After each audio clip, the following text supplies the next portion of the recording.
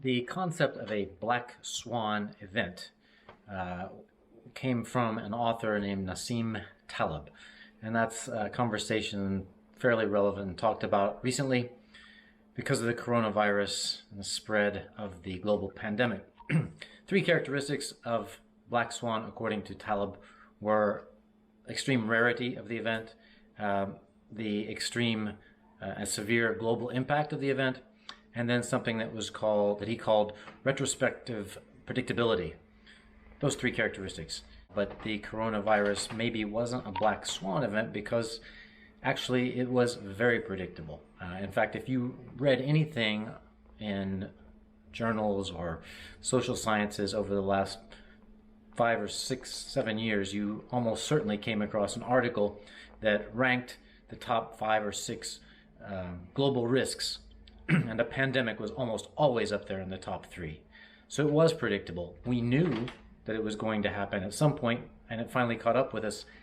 Unfortunately, we still weren't prepared. And it wasn't just the United States government, with a few extreme exceptions like Singapore, smaller countries with not as much mobility and international airport traffic. Singapore, South Korea, maybe Taiwan.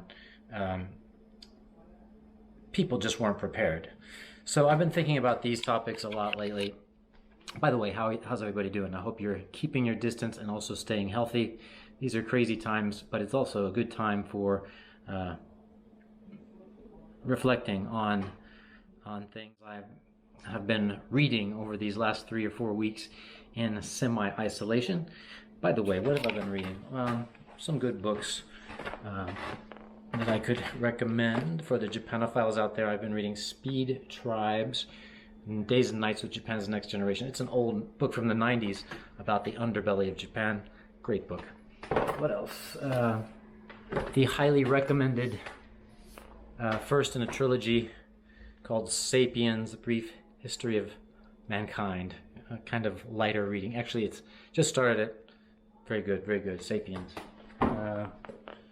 My travel guide to Cape Town, just came back from South Africa, and then trusty National Geographic. I've had time to think about a couple of things, and I just want to share a few observations in light of this crazy world we're now living in. In fact, one might go so far as to call it an upside down world. It's not upside down for those people who live in the southern hemisphere. I'm aware of that. But it calls for a shift in thinking because things are likely to change in our society after this big event. It could be even a defining moment in some of our lives. So this is the time to reflect, and I've just wanted to share a couple of observations today. First of all, is this the black swan event? No, it's not a black swan. Some people could call it a gray rhino. It's more of a gray area. We knew it was coming. Our experts knew it was coming, but we still didn't get it. I keep coming back to the fact that in our minds we kind of have our emotional selves and we have our rational and data-driven analytical selves. And sometimes they get mixed up and we get confused. Emotional self is concerned about immediate things like the health of our loved ones or friends. Is somebody going to get sick? They're panicked and they're out in the supermarkets buying things on emotions, thinking that toilet paper is going to help them in a time of crisis. Emotions might make you angry if you see somebody in a public place who is spitting or coughing. On the other side, there's the analytical and rational mind, and that's, for me at least, the evening spent in front of the computer, leafing through and surfing data about how many people are dying. And it's a big global event, tens of thousands of people. You always go back to that famous quote that is attributed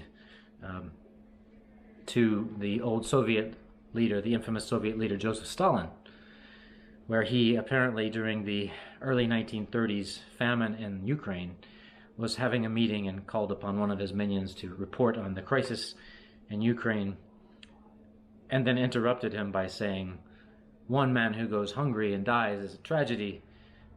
1 million or 2 million men die of hunger. That's just statistics." We have to kind of make sure that we're connected when we're reading this data. when you see tens of thousands of people dying, it's easy to get lost and not get it. Each one of those families, each one of those people who dies, each one of those tens of thousands has a family, there's a funeral, there are lives impacted, and it's a great tragedy that we're living through. I also come back to this idea of the necessity of a shift in thinking, and I need to think about how we can shift our own thinking, and I'm taking that as a personal challenge. It's very important to extract the politics of the day, the great polarization, which is very relevant here in my country, the United States, to try to take our likes and dislikes of these leaders we see on television and extract that from the bigger event going on around us. This pandemic is global. I try to use as an example, I'm in Kentucky now with my family, and we have a Democratic governor of the state. His name is Andy Beshear. I've never been a fan. I didn't and won't vote for him, but I'm impressed by the way he's handling this crisis. He's been very transparent. He's on television every day giving the latest information, tirelessly informing the public, doing his job about the threats, the risks, the insistence that we still need to stay at home and ride through this storm. And I have to give him credit. Likewise, it would be great if some people out there who are very quick to condemn the current leaders here in the United States, the administration, the president. I try to keep in mind and beg you to keep in mind that these leaders are under an incredible burden on their shoulders. They are stressed. They're working long hours and they are doing the best they can. The world is winging this crisis in many places. Anyway, extract the politics from the bigger picture. This is a big thing happening, and it's above the pettiness of politics. We start talking about the future. No one knows what's going to happen exactly. We have a lot of concerns about the economy, the society we're living in, our own personal lives, whether we'll have jobs, what will it be like in the future. These are my layman's thoughts. I think we're going to continue to live in a market economy system. We're going to, at least in the US, we're going to return to a certain kind of normalcy. The market economy will still function. It'll take a long time to get back, but it will function in a warped or in a changed manner. Our underlying assumptions with this pandemic happening do need to change. What does that mean? I don't think it should be top down. It's not like the government should impose social democracy or socialistic ideas from the top. It should be something that rises from the bottom. Maybe a culture of resilience. We have to have a society, and this applies to everyone across the globalized world. We have to have a society that's not going to break down so rapidly in 2 or 3 weeks and collapse on itself when there's a modest event like this. I mean, in the scope of time and the great scale of history, this is a pandemic, but it's not the biggest event that ever happened. We have to build a society that is not going to collapse every time something like this happens. We need to have a buffer under our market economy, which provides wealth and prosperity, and we still need to have that. But we do have to have some kind of buffer that's different from the old style social democracy, the government provides. It needs to be something different, and we need to sort that out in the months to come. Another point about the future, and it's not my field, it's pretty clear to me that there is information overload going on in democracies. If you want to be a little bit more blunt about it, it's more of an information clusterfuck. I was traveling in the early days of this epidemic in Asia, and they said that face masks were not helpful. In fact, they were probably harmful. And it was almost written to the extent that you almost looked down on people who were wearing masks. Now it's 180 degrees difference. The large public health institutions like CDC and WHO are changing their minds. So false information, early premature information, disinformation, misinformation is so ubiquitous that I don't really know where to go for good information, and that's just in addition to the fact that the United States, that our trusted journalistic institutions and media have kind of fallen in recent years. We don't have trusted sources of information, or they're very limited, or we don't know how to access them. That has to change. I'm not saying we go back to the old Walter Cronkite, but we need to have trusted sources of information, a stable platform of information that we can begin discussions and not just start from so many different places that we get lost in chaos. This information society and rapidly transforming technologies that influence the flow of information is absolutely crucial to our discussions ahead about what kind of open societies we want to have. So information is another point of conflict and discussion in the days ahead. Lastly, and I just touch on it, it's going to be surprising coming from me. I'm a kind of absolute individualist and market economy, capitalist, happy guy. You may know my views. They sometimes fall out of the mainstream and are contrarian. But yes, we need to have platforms internationally in a globalized world where cooperation can take place. Cooperation. I'm not talking about dated ideas of League of Nations, United Nations being able to solve the world's problems. But this pandemic may be teaching us that we have to have global, fast-paced reaction time solutions in place, ready to go. For example, in the pandemic, we needed some team to rapidly respond in China and to do it in a transparent way.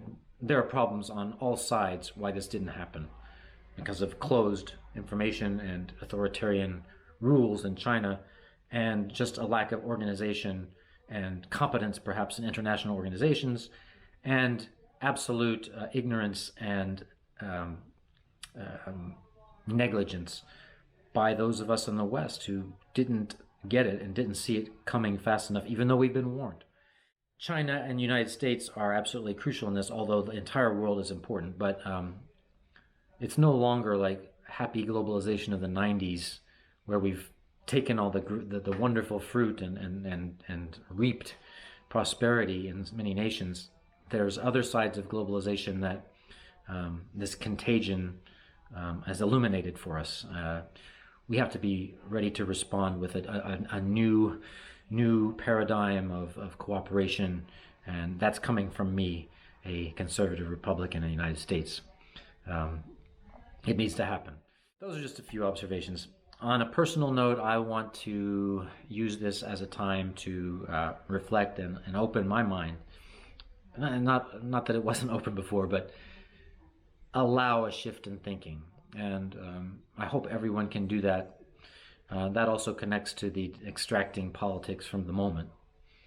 But on these issues, particularly involving science, where we're not all experts, we do indeed need to turn to credible expertise and experts in the world. Turn to them and not ignore them. And that applies to everything that they're warning us about. So, yeah, I've always been skeptical of climate change and the theology and the politics around that, public policy around that. But I think the pandemic has opened my mind to the fact that we need to take another look. If the experts have a consensus and they're saying something is a risk, let's look at it again and see where we go from there. Doesn't mean that the experts are all right. You can ask many different types of experts. Which experts do we go to? Experts disagree. They're not a monolith. That's my post-pandemic resolution. I hope others can do that too. On a personal note, we're all going stir crazy here. I keep my sanity by reading, talking to old friends, connecting with them online or whatever. You do what you have to do, but stay safe out there. I hope everyone's doing well. Hope you're healthy. And I hope I'll see you guys in a few months from now when things start to return to a place where it just seems so distant now, the time when the engine on our economy and our society was revving, and now it's like turned off and we're switching it on, but the battery's dead. Hopefully that will change. So, ciao, everybody. Stay safe. Bye-bye.